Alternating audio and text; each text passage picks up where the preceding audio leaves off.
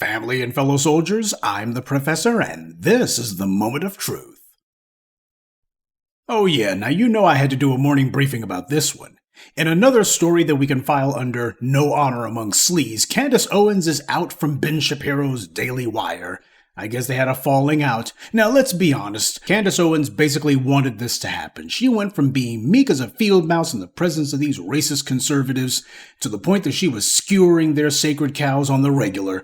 I don't know, maybe she was expecting them to pay her more money, and when they didn't, she made it a point to go in on them. They poured so much concrete into the lie of this stupid puppet being their pristine example of a good black that it's hilarious to watch racist trash like David Horowitz now have egg on their face as he tries to walk back all these years of support and praise that they gave to her. Ben Shapiro has been doing the right-wing racist grift for so many years now. What he and his pals have done is they've manufactured a safe space for anti-black rhetoric, and Candace Owens willingly allowed herself to be used as their black shield to ward off all accusations that they're racist. That is the only purpose the white right ever had for having her around. Her job was to be their sock puppet and to bestow innocence on all of their racist nonsense, and in fact her job was to echo it and amplify it. But now that she brought a contrary opinion into their midst, the snowflakes are having a meltdown. We already talked about the ongoing feud that Shapiro and Candace had months ago, and as I said in my prior video about this issue, I'm not defending her, certainly not, or sticking up for her. I feel like I have to say that disclaimer because we always have trolls, lurkers, and losers who slither around this channel desperately looking for anything they think they can take out of context and run with.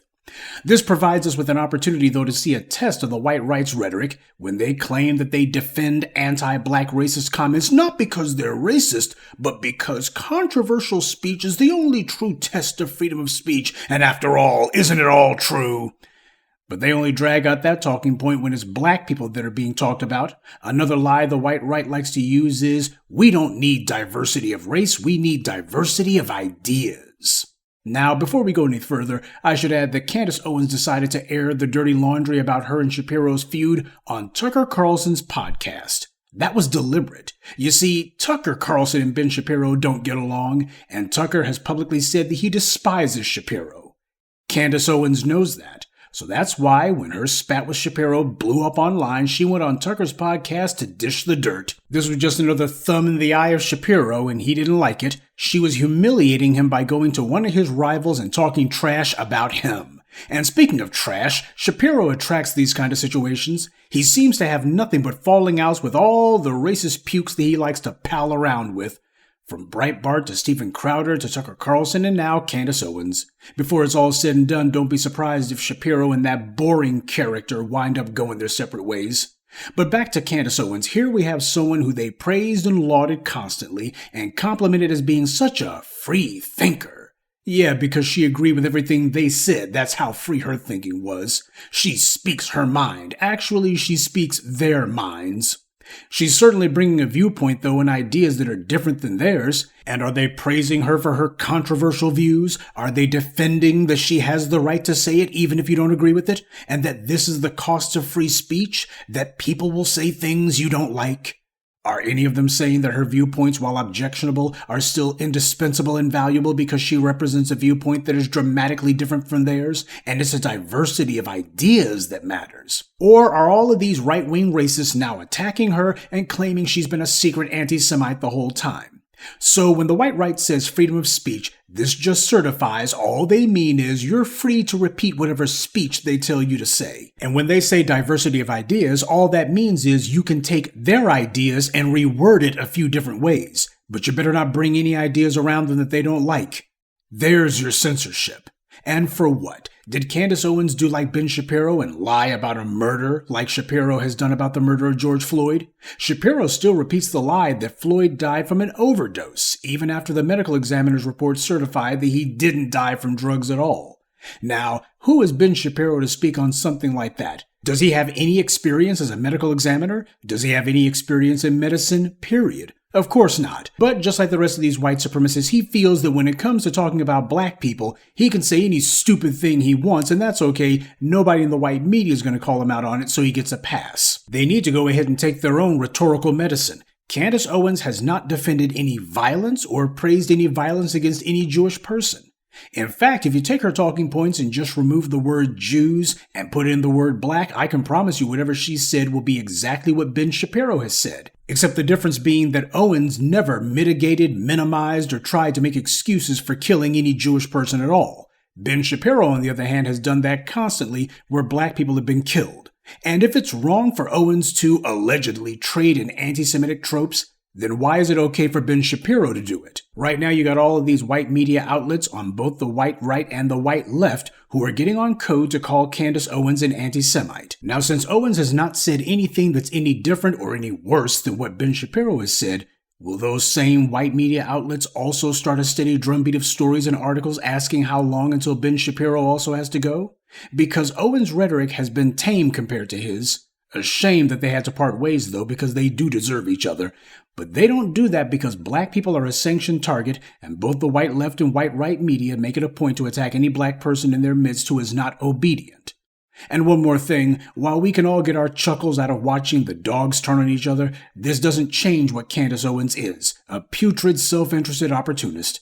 She didn't start biting the hand that fed her because she had a bout of conscience. She did it because they didn't do something she wanted them to do, and this was her reprisal. She can't be allowed to try to reinvent herself because you know she's going to try it. She's going to try to figure some way to slither back to us. Omaroso has been trying and failing to do that. Candace Owens bent over backwards and went out of her way to repeat and amplify all the white right's racist talking points about black America. And she didn't do it because she's ignorant or otherwise doesn't know any better. She did it because, like every sellout and bootlick, she knows the fastest way to get some quick cash from white power is to attack black people. Now, maybe it didn't pay off like she wanted, but she did get paid, and for a while she was their favorite tool to hide behind. She was their attack dog, their useful idiot who was willing to lend her melanin to whatever racist rhetoric they wanted to push. She was their willing crash dummy. Well, now the dummy has been thrown out in the trash. She got what she deserved. So will she begin calling out the white right as the real heart of censorship? Will she call them out for blocking her right to free speech? Will she try to reinvent herself as being some sort of conscious black radical or other? Or maybe she'll do like Michael Steele and try to reinvent herself as being some sort of conscientious conservative who had to turn her back on all of those loud mouthpieces on the internet because, after all, they've lost their way. Conservatism's lost its way because of all of these bad actors. Maybe she'll do that. Ben Shapiro is a racist, full stop. He defends any and every act of harm perpetrated against black people, any policy seen as being injurious or harmful or meant to disadvantage black people. He's the first one to defend it. And the standard isn't whether he uses racial slurs or not. That's where you got a bunch of white right-wing trolls who try to pull that stunt. They've been doing that ever since the days of David Duke, by the way. Because if that is your standard, that you can't be a racist unless you use racial slurs, then you owe all those Southern Democrats who supported segregation an apology, because practically none of them used racial slurs, and yet they were racist as the day is long. The Republican Party loves to brag about that. And you know who else is racist as the day is long? Ben Shapiro.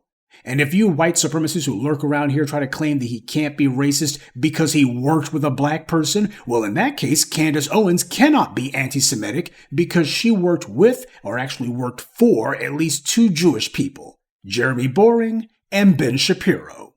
Of course, being liars, you right-wing trolls, you're not even going to try to defend that talking point now. Instead, you'll do what you always do, slither off to the next talking point. Most racists and bigots don't use racial slurs, and they spend a lot of time around the people they hate. Very few of them do like Bill Bennett and selectively suggest aborting only black babies. Most racists are like Ben Shapiro. They like to think of themselves as being more cultured or otherwise more highbrow than the average good old boy sitting on a porch in Mississippi. Even Joseph Goebbels and the Nazis knew better than to just openly call Jews slurs and openly say that people should kill them. Instead, they just defend everyone who did, which is exactly what Ben Shapiro does.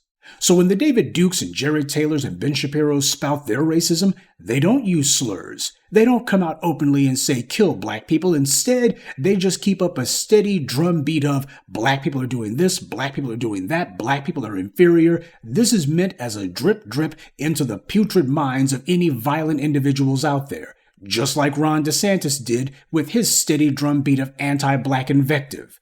They look for the most egregious acts of anti-black violence they can find, or individuals who are openly attacking black people, and they back them to the hilt, and they tell lies to do so. Candace Owens, at worst, was merely doing the same kind of politely veiled hate speech that Ben Shapiro has always done. Ben Shapiro is a staunch Zionist, and in fact, were Candace Owens talking about any country other than Israel, she would more than likely have never been so much as criticized by Shapiro and his pals, and if she had talked about black people, Shapiro would be boldly defending her no matter what she said. I was the one who coined the phrase, when white supremacy is done with its tools, it breaks its tools. I came up with that saying because I've observed what white power has done over the millennia, from ancient Britain all the way up to Iraq. White supremacy gets some suckers from the group they intend to oppress to join in with them, to become collaborators, and after they've got some useful idiots to do their dirt, they eliminate them.